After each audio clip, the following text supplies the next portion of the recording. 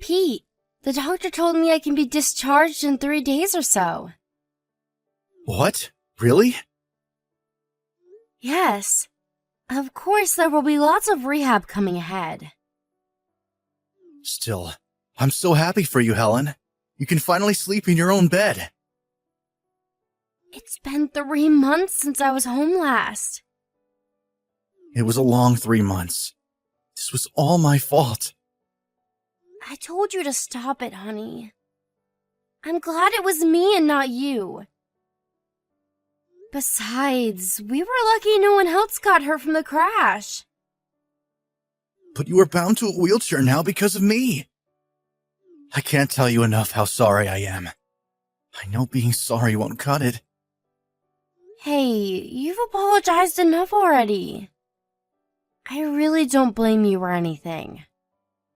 Your late mother would be so furious of me. I promised her that I would protect you. I am your only family, and now I have hurt you. It was an accident. You learned your lesson the hard way not to speak too much. You now know what happens when you do. Absolutely. I'm so sorry. Okay, that's the last time you're going to say sorry. So, are you picking me up, or what? Of course I will. I will carry all your stuff. I will reserve a wheelchair-friendly cab or limo service. There's no way I'm driving with you in the back, at least for a while. Okay. I think they will let me go around noon. I'll let you know when I find out the details. Sounds good. Are you sure you're not busy, though? I know you're in the middle of an important project. Everyone knows what happened. Even the CEO told me to take good care of you and personally gave us a get well package. They would make me go even if I said no, which I won't, of course. Wow. How nice of everyone and your CEO. Please say thank you to everyone for me. I will make sure I do. Your CEO is a woman, right? Yes, she's around my mom's age. She is one tough, smart lady. Is she now? I wonder if she would like my baking. I'm dying to bake, so maybe I could prepare a small thank you gift with it. I hardly ever see her, though. It was actually the first time I've ever spoken to her when she gave me the package. It's quite famous that she is a serious camper. Camping. I don't know what I could give back that's related to camping. Do you know if she has any food preferences? I don't know. I can ask around if you want me to. Yes, please do. By the way, how is our apartment? Have you been cleaning at all? I will. I will tidy up so you can get around in your wheelchair. Well, meaning you haven't been, have you? But I understand it has been very hectic these past months. You were going back and forth between home and the hospital and work. You don't have to get everything done before I come back. I'm going to make time tonight. I want to make sure everything is in the right place for you. It's the least I can do. Thanks. I'll let you get back to work. Okay. Good luck with the last bit of your hospital life. If you can, please pack or gather items I can start to take home. I can't come see you today, but I plan to tomorrow. Pete, are you coming home soon? I'm still at work. I see. Can you please let me know when you are working late? I've been working late this whole month. Can't you guess? I assumed you would be, but then sometimes you come home early. I'd like to know when I need to prepare your dinner. It takes a long time for you to cook lately. Well, why do you think? I'm cooking from my wheelchair. It's been 6 months since you got out of the hospital. When do you think you'll be able to walk? I can stand up if I hold on to something. But you can't walk yet? No. Have you been going to rehab? Of course. The doctor said you'd be able to walk through rehab. Are you sure you're working hard enough? I am doing my best here. How can you say something like that? We've only been able to go to barrier-free places. Where we can visit is very limited right now because of you. I really wanted to go camping this summer too. What is the matter with you? What? Your attitude towards me. You've become so mean to me lately. It's not like I prefer to be in this wheelchair. Oh, what are you implying? You're saying it is my fault after all? No, that's not what I'm saying. I understand that it's stressful being around someone who can't walk. But I think you can be a bit more considerate, at least. I feel very isolated from society as it is. Especially now that you've become very busy. I'm lonely. You know I have a huge project to handle. Yes, I know that. But you've been going out on your own on the weekends, too. Do you not want to be with me anymore? It's not like that. Sorry.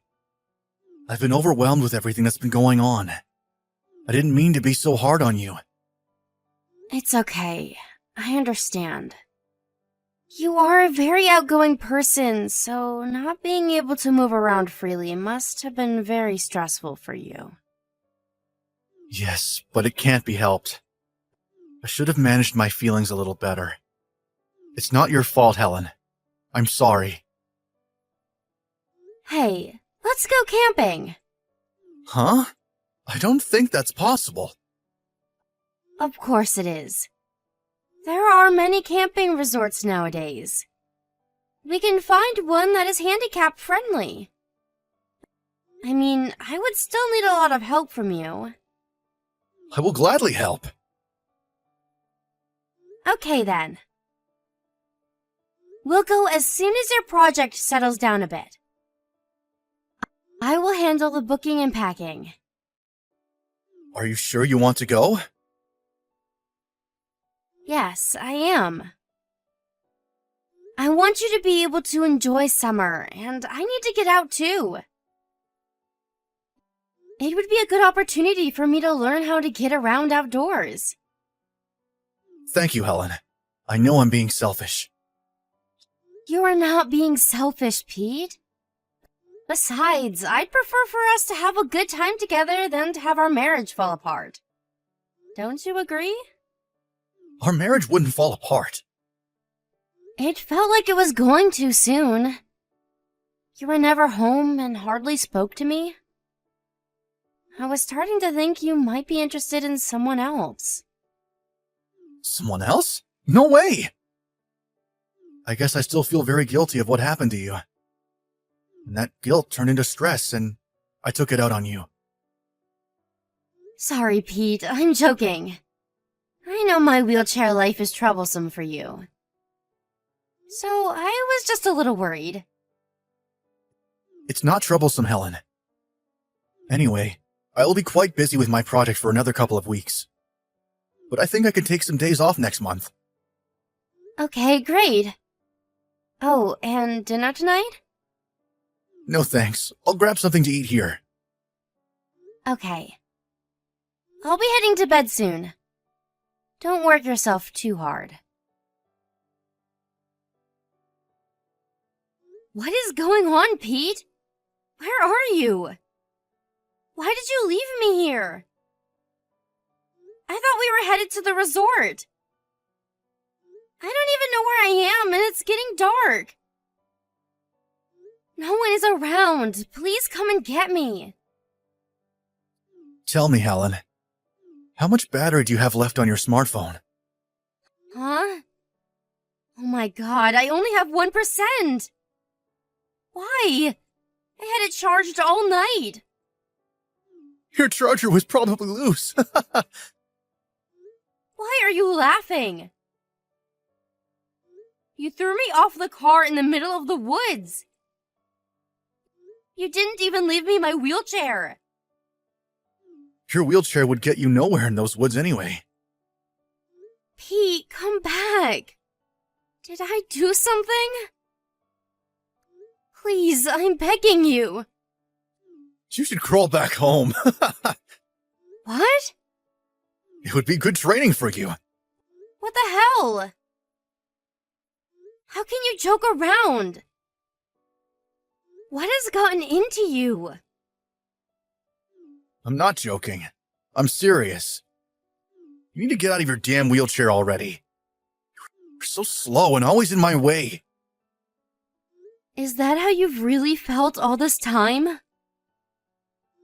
Pete, don't tell me you loosened my charger on purpose. What if I did? This is what you get for tormenting me for months with your never-healing injury. I hardly got a scratch from the crash. How can you be so fragile? Excuse me? You think I'm weak for getting hurt? That I've tormented you? You drove the passenger side of the car into a damn tree for crying out loud. How can you be so cruel? I am doing this for you. Perhaps by the time you get home, you'll be able to walk again. You haven't been pushing yourself hard enough. Doing this for me? Don't be ridiculous and come get me now! Shut up, you useless bitch! What? The only reason you were able to live normally is because of me. You have no one else. Without me, you are no good. Pete, what has happened to you? So you just want to get rid of me now? Yes? Despite me taking care of you, all you do is whine. Why are you not home yet? Why are you so mean? Blah, blah, blah. You think it's okay to whine because you feel sorry for yourself, don't you? I do not feel sorry for myself. Pete, I don't have any more battery. Please, help me. I said crawl back home. I am not helping you. You have to do this on your own. Hello, Pete. Helen? Wow, you made it through the woods? Wait, did you call the police? No. I didn't know you had survival skills. How did you make it back? I was hoping you'd get lost in the woods. Wow, you are worse than what I have heard. Unbelievable. What? Where are you anyway? I don't see you back here in the house. How did you charge your battery? Pete, you are fired. Don't go back to the office. What? Fired? What are you talking about? Did you lose your mind in the woods? I am not Helen. Huh? You're not? Well, you're messaging me on Helen's smartphone. I rescued Helen and took her to a safe place. Oh, you did? What do you want? Did you contact me to tell me how horrible I am? This is between husband and wife. You should mind your own business. But you really are horrible. You had her injured because of your reckless driving in the first place. I said stay out of it! Who the hell are you anyway? I don't know what Helen told you, but it is none of your business. Or what? Are you saying you will take care of my crippled wife?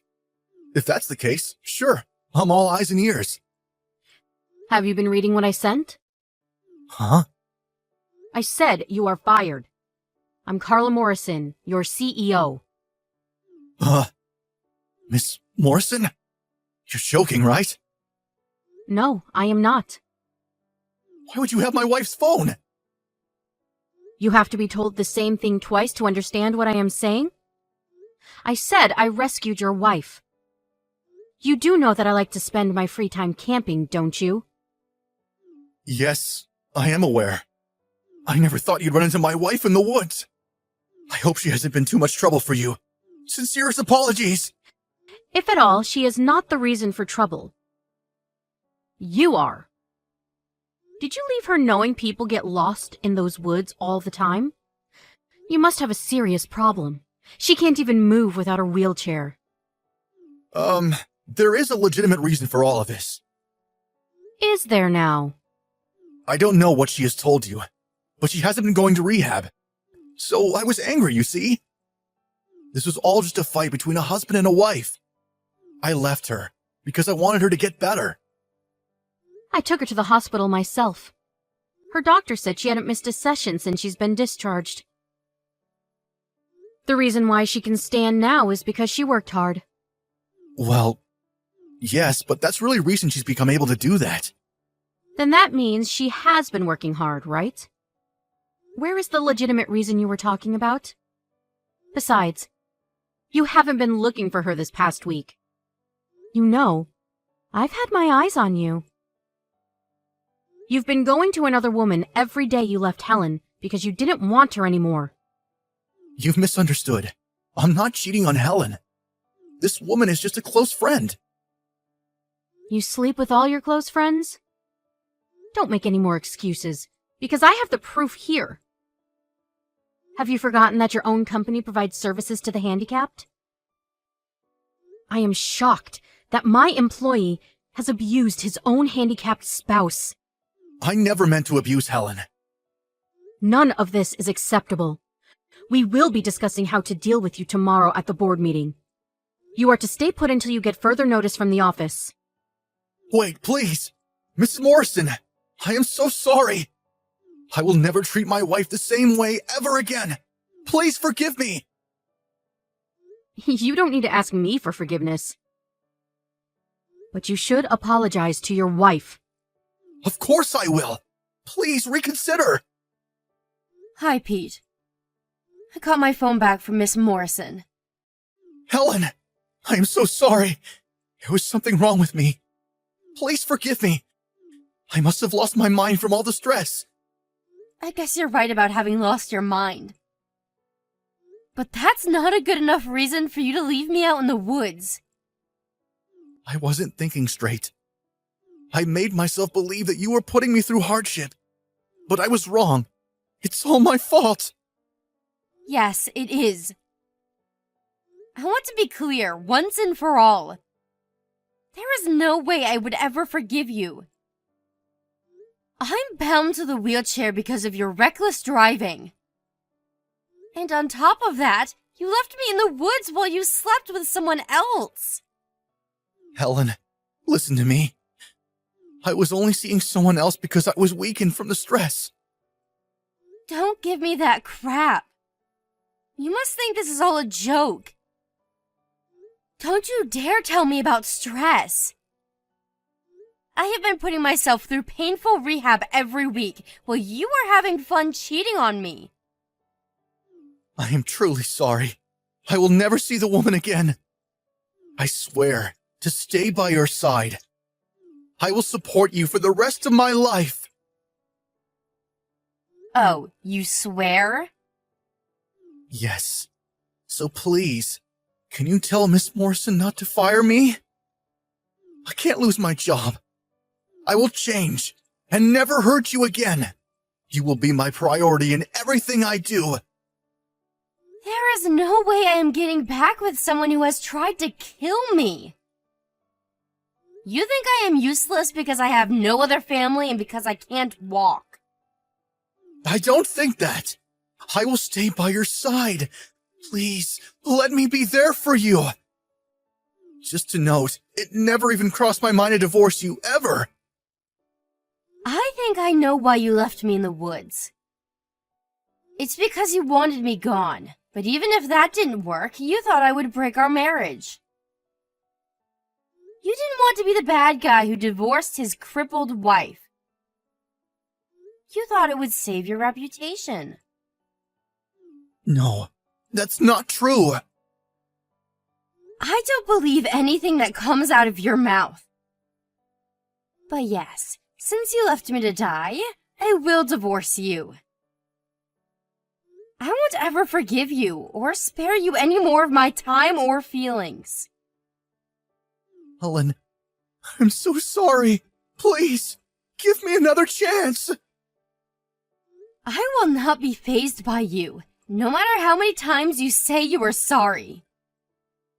I finally see it now. You are a pest in my life, and I don't ever want you around me. We are done. Miss Morrison introduced me to a good lawyer afterwards, who helped me file the divorce quickly. Trusting Miss Morrison's recommendation, I have let my lawyer take lead and handle most matters. And it was probably the best decision I have made besides leaving Pete. In addition to our division, I was able to win a fair amount of money from Pete as consolation money. My lawyer also suggested and won compensation for my injuries from the car crash. We later found out that Pete was cheating on me with a coworker who, based on corporate policy, was also penalized. She was not fired, but left the company once rumor got around that she was sleeping with the most hated man in the office. Instead of getting fired, Pete was sent off to a small subsidiary. It was actually Miss Morrison who suggested not to fire him, knowing he would not be able to make all payments to me at once. Miss Morrison's idea was that as long as he had some job, he would be able to continue to pay me what he owes. Although, Pete's role has changed significantly, and with that, his salary has become nearly half of what he used to make.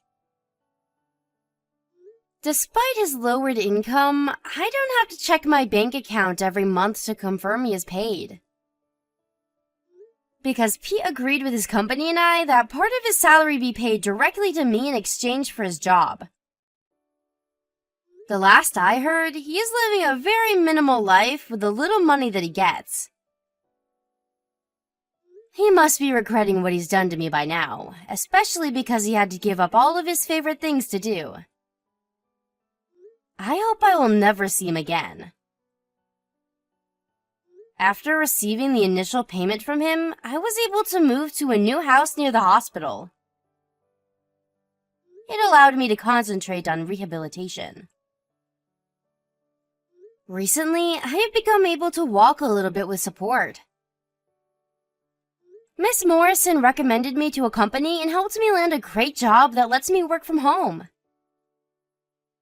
Not only has she saved my life, but she has helped me get through the impossible.